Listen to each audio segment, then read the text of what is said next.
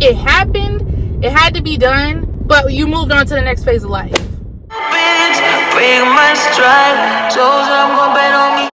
Hey y'all, so this may not be the best angle, but I'm doing a little drive with me and I wanted to kind of talk to you guys. I was going to film a regular video, but my camera battery pack was dead, so I want to talk to you guys about emotional labor and how it is very much work.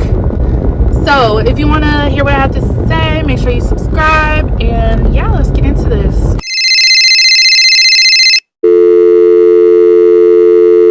So I was pretty much thinking to myself randomly, like, my daughter, for example, does not require a whole lot of attention. She actually prefers to be isolated to herself. She's very introverted. She's an Aquarius, so if you know any Aquarius people, I think that you could probably relate.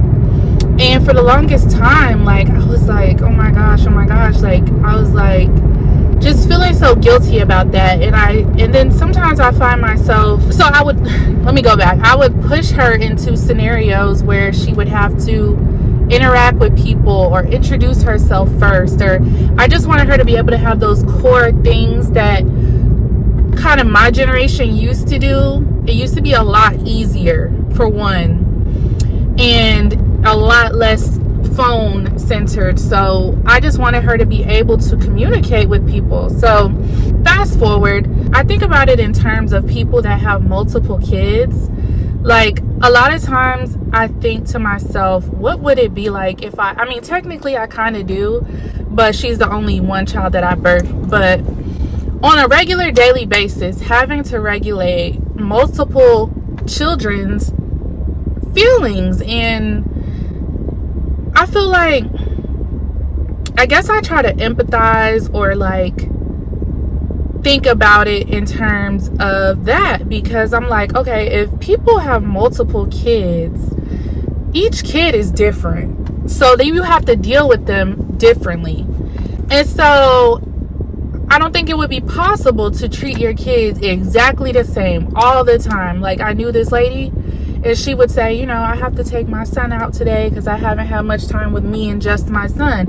And I never thought about it like that because I don't have multiple kids. I'm like, oh wow, yeah, you still do have to make sure that each of them gets that personal time with you. So I was like, okay, it would be really easy for me to just do what's the easiest thing to do, which would to be, oh well, she's always wanting to be by herself, so I'll just leave her by herself, and you know, I won't ever check on her and see how she's doing mentally or ask her those questions.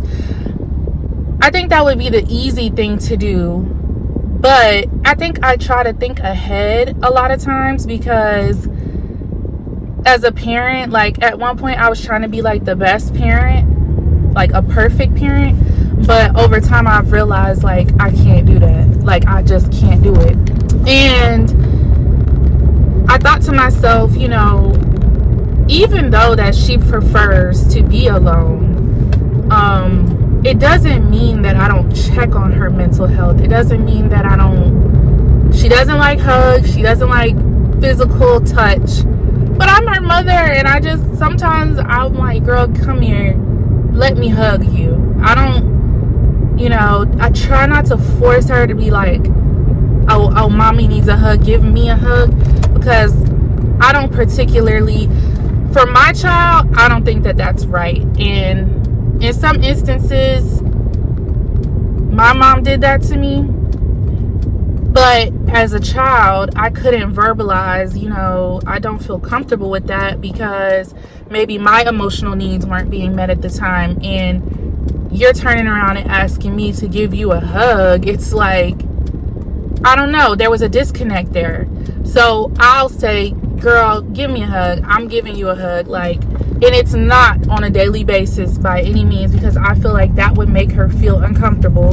And she's also allowed to change her mind about things, and if she decides like tomorrow she's not going to be that person anymore and she wants to talk or this or that or socialize, I don't her feel weird about it. And I have to remind like my family members as well, like, because we're from different generations, and these kids are just different. And so I try to do things based off of how I would want to be, received, or what I would want to receive, but also like keeping in mind like some things have to be, because otherwise how are you going to learn? So I'm trying to find, I'm always trying to find that balance, but not to make it completely about her, because that's not where this was supposed to be.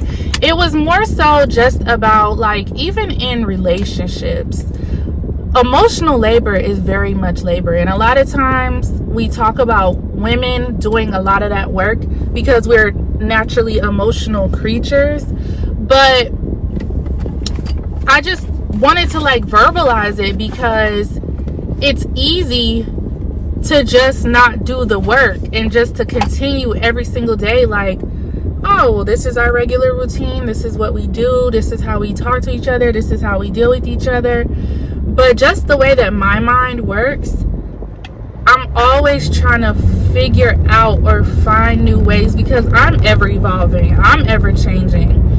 And people sometimes can make you feel like, well, you're not allowed to change, you were just like this, so now why are you trying to be like this? And I think that is so wrong. I do think it's important to give people an opportunity to pivot and to adjust, and to be able to verbalize like what you're going through and things like that. But if you notice that someone is not growing with you and that they don't want to do the work, then I think that you should leave. But I mean, I think that you should give people space and opportunity. But I also think it is okay to change. It is okay to,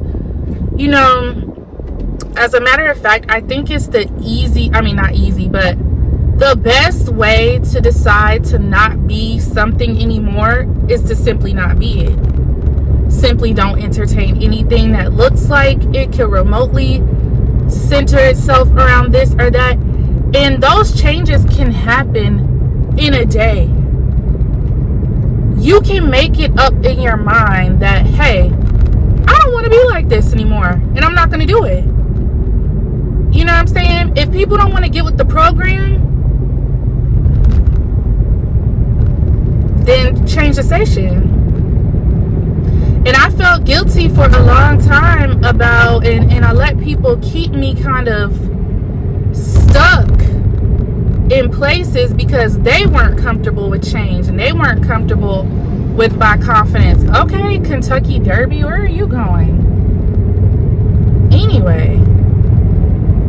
And that was the biggest disservice that I could have ever done to myself, is to allow people's comfortability to dictate how I move throughout life. And it will keep you stuck. But I can't completely blame myself, because again, as a child, I was groomed in a certain way. When I was born in 1986, and I feel so like anxious saying that, but I don't really give a fuck.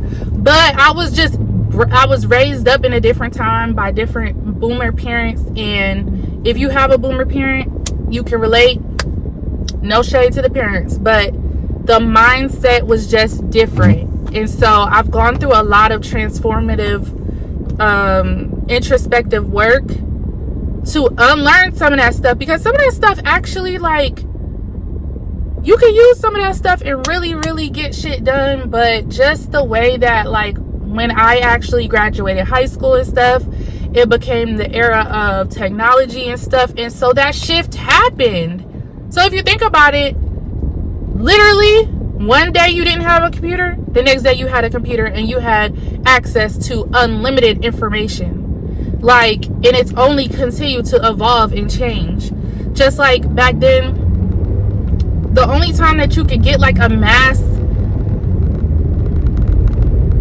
amount of information was like via the news. And I always knew I was not a news person, because I always felt like it was one-sided and just propaganda. So now you're telling me that I can literally just get on the internet and just like be perceived. And of course, I think we overdid it, but it is what it is. Like,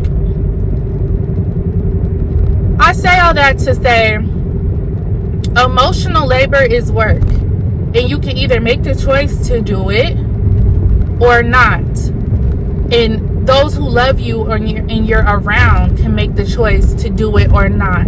In the moment that someone makes you feel like, oh, well, they don't want to meet me here, or even if that's you, if you've been holding back, and you have your reasons, of course, but it is important to just let things be, let things go, realize that that's what it was, but that is not what it is now.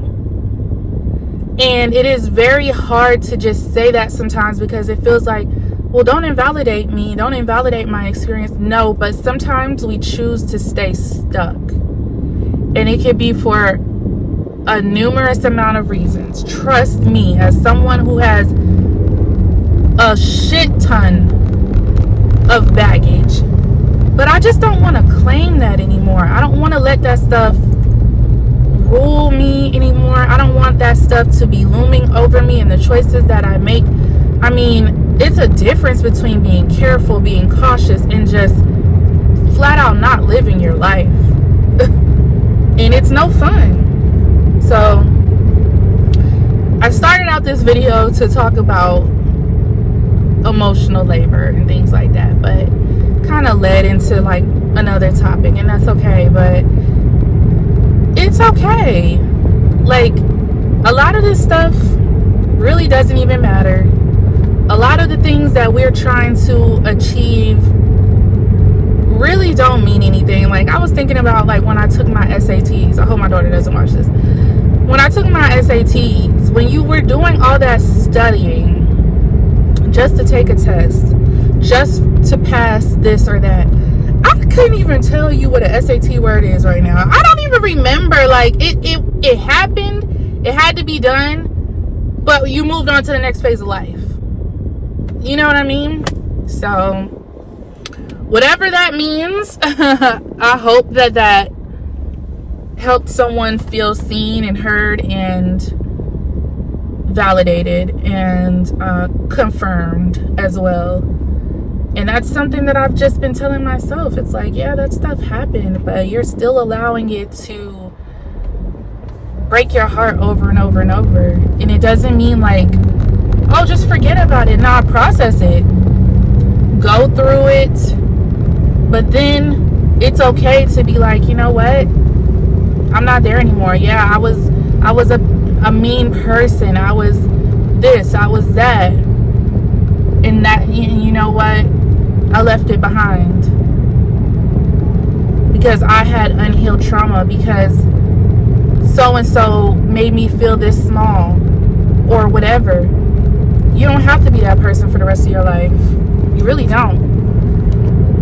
So make sure you guys give me your feedback, like, comment, subscribe, and I'll see you guys in my next video, because I need to focus on the road. Bye.